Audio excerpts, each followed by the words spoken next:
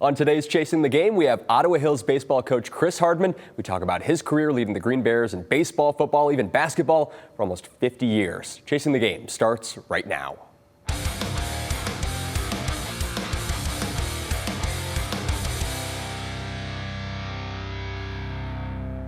All right, welcome into Chasing the Game. I'm here with Ottawa Hills head baseball coach Chris Hardman. Chris, thank you so much for being here. We really appreciate it. You guys are 6-0 now on the season, young season. Just what's the energy like in the dugout right now? I imagine it's pretty good. Everybody's been cold, Chase, more than anything. No, we've gotten off to a great start. There's still so much to play, and I don't read too much into one game or the other. Are we improving? And I think we are, so that's worth getting excited about. So as it warms up, we'll continue to play well and hopefully even at a higher level. So far, so good. Yeah, you guys have rolled through your conference season. You guys have played some really good non-conference opponents. I think when I tallied it up, you guys are outscoring opponents. I think it's 72 runs for your guys' offense versus I think you've allowed maybe 5 or 6 runs in 6 games. How have you guys done that? I mean, that's an incredible margin. Well, I would rather talk about the runs against, and that's a product of good pitching and good defense. You're going to have games where you get some runs that don't really mean anything, but if you can keep the other team from scoring, it always gives you a chance to be successful regardless of your opponent. And we have played really well against 2 good teams in Perrysburg, local Perrysburg, and Dayton Beaver Creek. And then so far we're 4-0 in the league. So we hope that continues. Yeah, I think those non-conference games are so telling. I mean, like you said, Perrysburg. I mean, that's a D1 team that was in the state finals last year. You guys beat them, what, 10-4? I mean, what does that say, a win over a team like that? Perrysburg has an awesome program, great coach in Dave Hall. Yeah. It's one day, one game. We were excited, but we didn't read too much into that, Chase. You know, if you played Perrysburg 10 times, would we beat them 10 times? Absolutely not.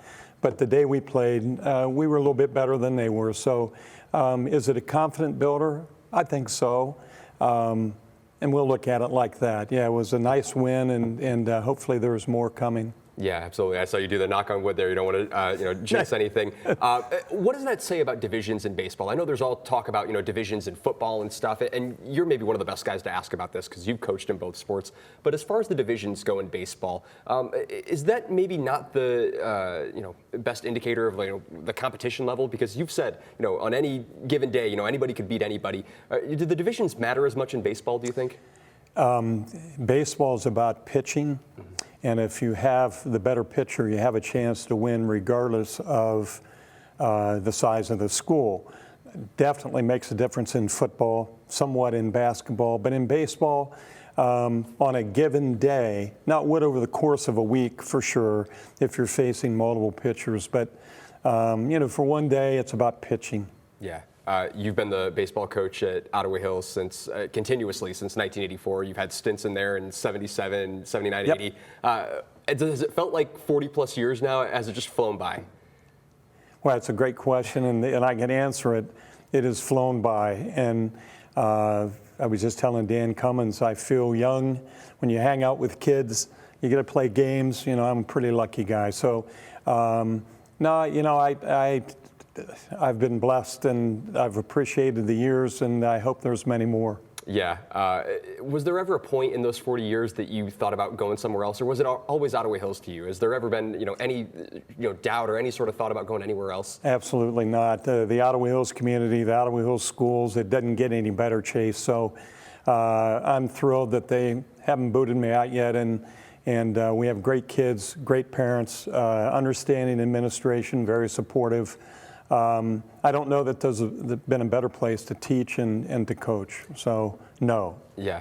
Can you explain that for people who don't know? Outside of Ottawa Hills, it has this reputation as being this great academic school, and it's got great athletics. Can you kind of explain the Ottawa Hills community to people who are outside of it who don't know? We have parents that care about their kids' education. We have terrific coaches within our building, within our athletic department that do a great job with our kids. I've always said that sports is not the only thing for an Ottawa Hills person.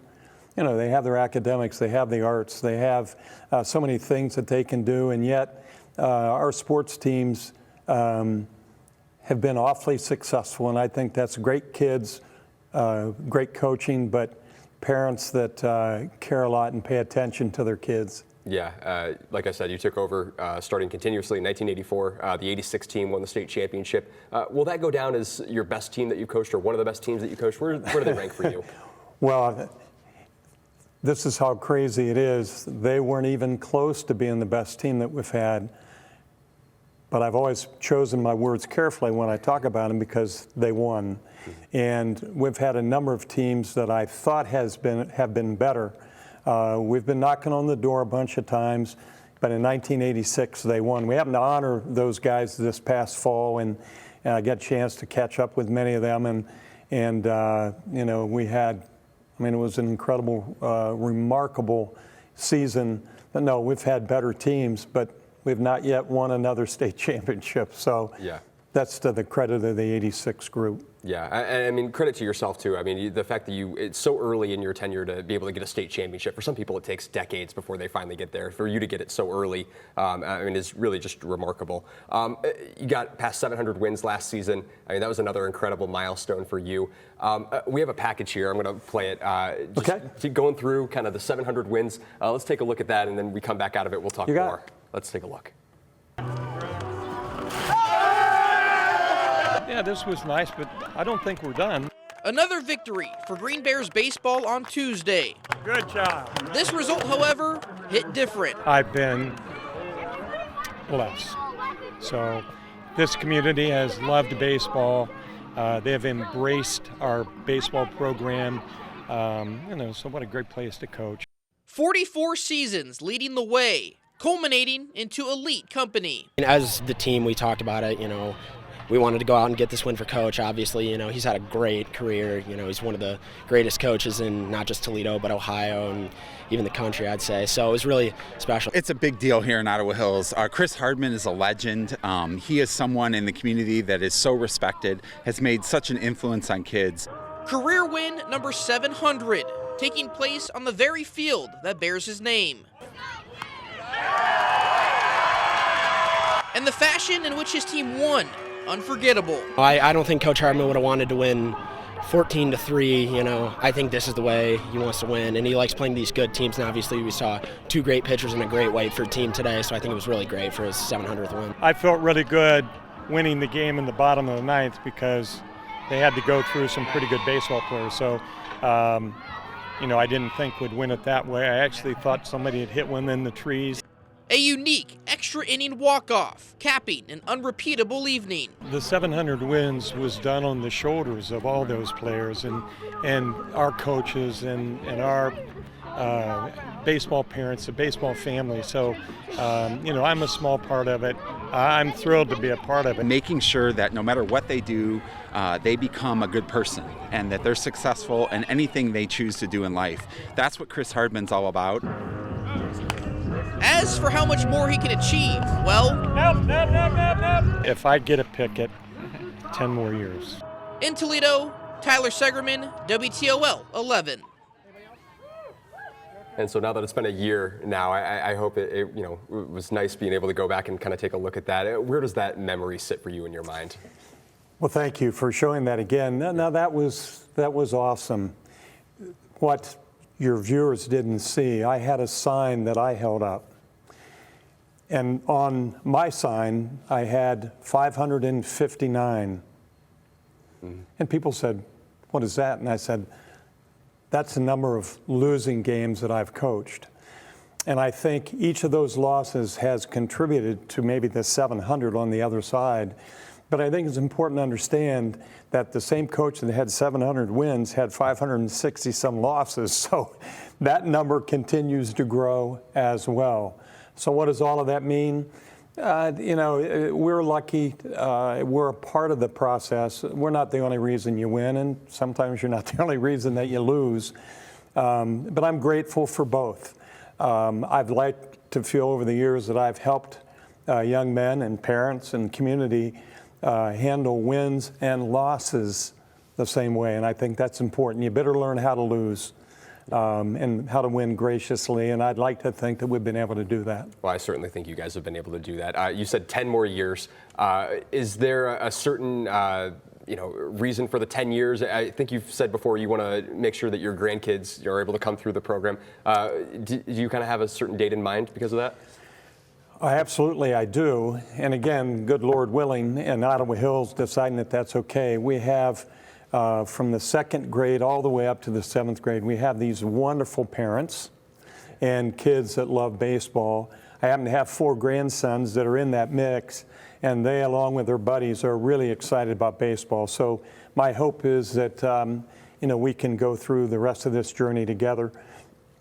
There's going to be a couple lean years between that point in time and now, where we have a couple classes. We just don't have a lot of kids, but we'll be back. And again, win or lose, I love being around Ottawa Hills baseball. Yeah, absolutely. And you talk about having some lean years. Is that a problem that a lot of programs, especially your guys' size, are facing? Is that something overall in high school baseball? You guys are seeing fewer kids? I think that's probably true, Chase.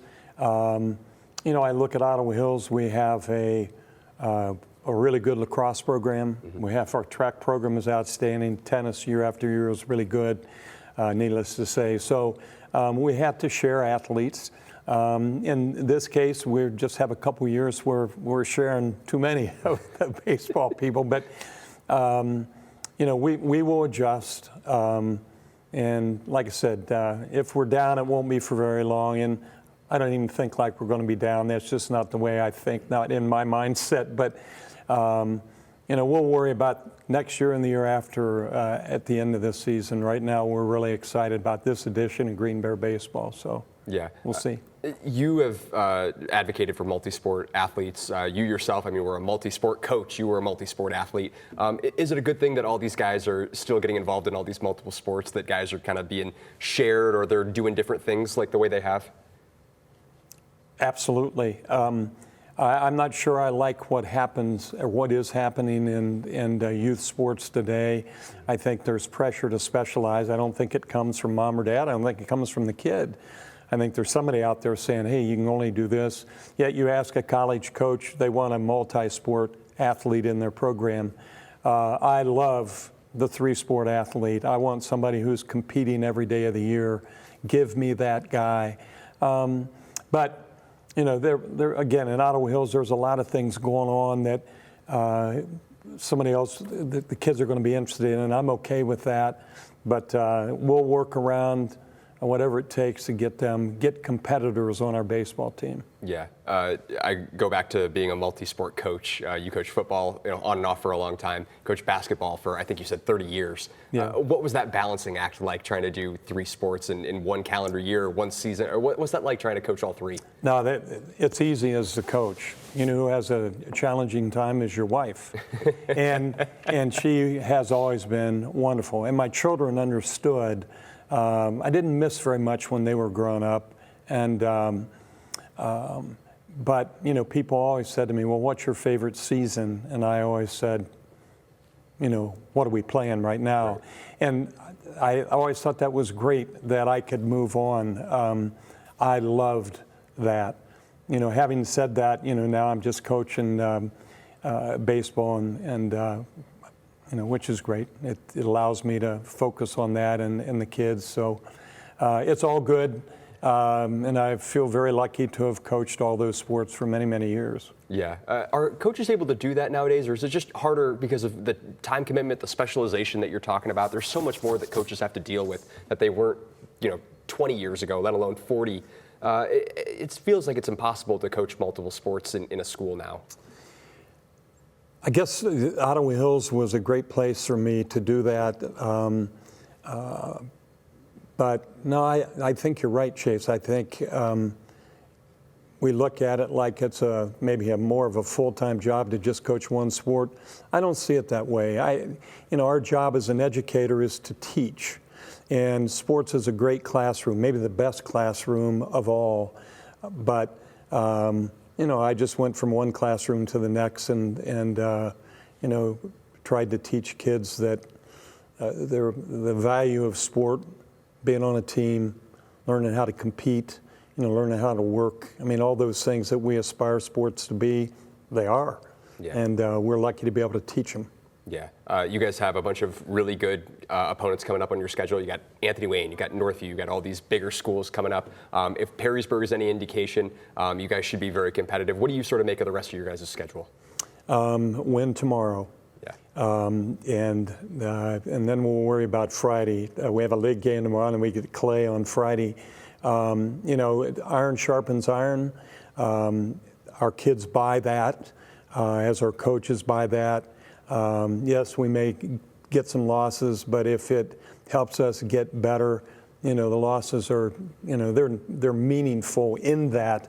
It's a learning tool. So, no, on any given day, you can compete with anybody. We think it's about pitching. We have some young men that can pitch, so I give us a chance every day we go out there.